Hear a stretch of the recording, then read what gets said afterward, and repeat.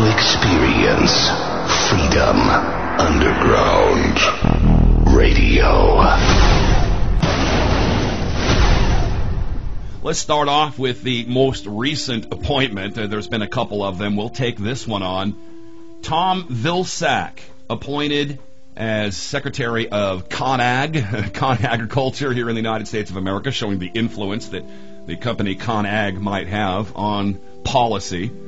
He will be the big man. He has been tapped by Barack Obama, to be the USDA chief. Here's how some people are responding to this. Ted Crosby, Vice President of Global Plant Breeding and Director of Monsanto's Iowa operations, says, quote, Tom Vilsack was one of the first governors to see the promise of biotechnology. He has a very balanced view of agriculture and understands its potential.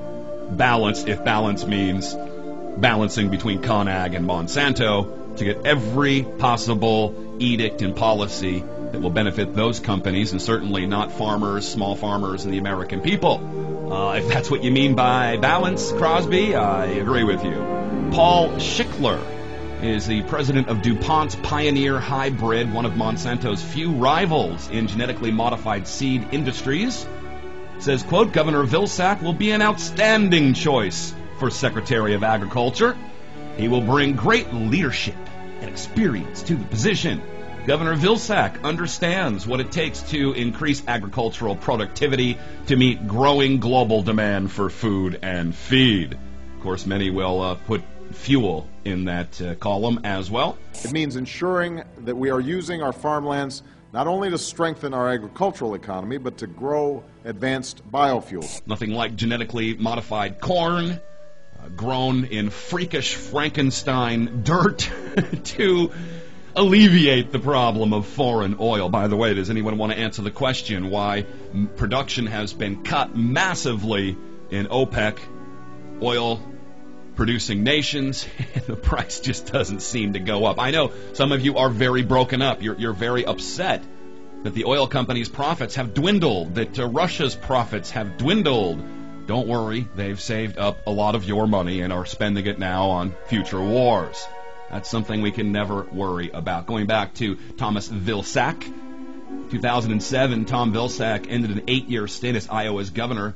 Before that, he had served as the state senator. During his time in Iowa politics, he promoted the interest of large agribusiness firms in several ways. As a state senator, he voted for the infamous House File 519 in 1995, which stripped counties of the right to impose restrictions on CAFOs. In 2005, as governor, he signed into law File 642, which barred local governments from regulating the planting of genetically modified seed. I wonder where he's going to go with all this. I wonder what kind of policies he might have. Scratching my head here.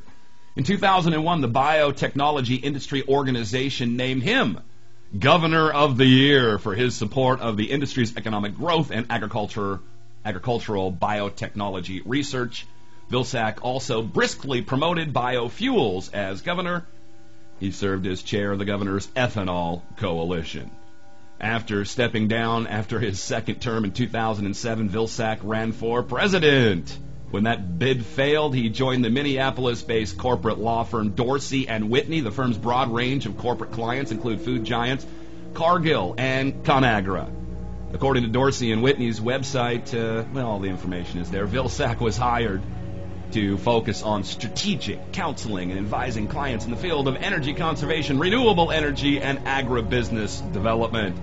You see, when Obama was telling you that one of the top plans he was going to have would be to somehow reconstitute the energy policies of this country to get us off that foreign oil. You know, this is something every president promises to do and never does.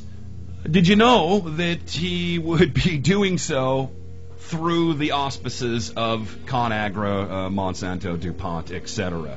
I think most of us had a pretty good clue that this is how it would go.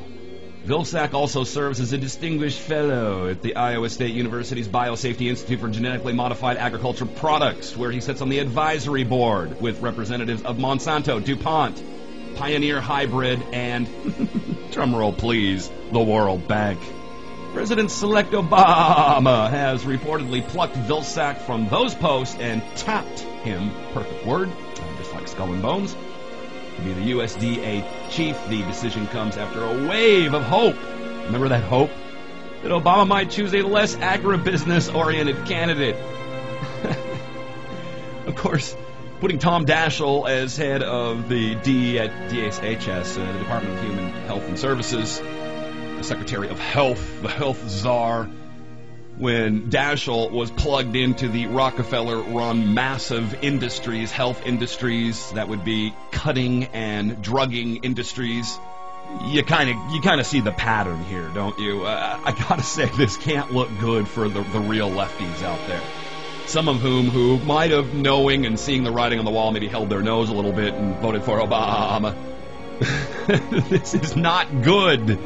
As we talked about the last time we were on the air, day before yesterday, we took the day off yesterday, sorry, we had some pressing business here, and I mean, there's a trend here.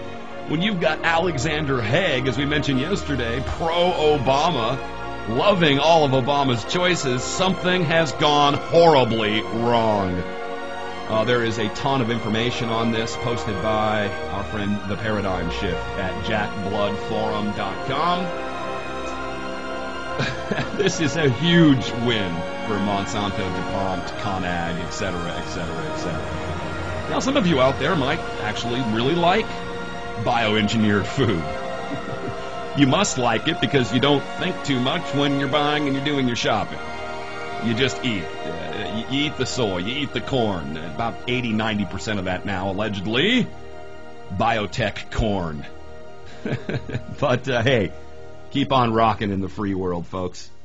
So the more things change, the more they stay the same. And it means ensuring that the policies being shaped at the Departments of Agriculture and Interior are designed to serve big agribusiness and Washington influence peddlers, not family farmers and the American people. That's the kind of leadership embodied by Ken Salazar and Tom Vilsack.